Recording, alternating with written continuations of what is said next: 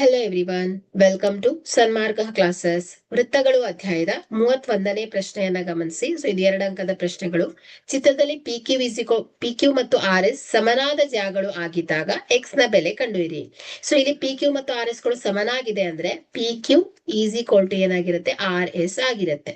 So ಇಲ್ಲಿ P Q ಏನಿದೆ, 2x plus 3 is equal to 4x minus 3. Okay, so ಈಗ ಜಾತಿಯ ಪದಗಳನ್ನ ಒಂದ್ ಕಡೆ ತಗೊಂಡ್ಕೊಂಡು ಹೋಗಿ.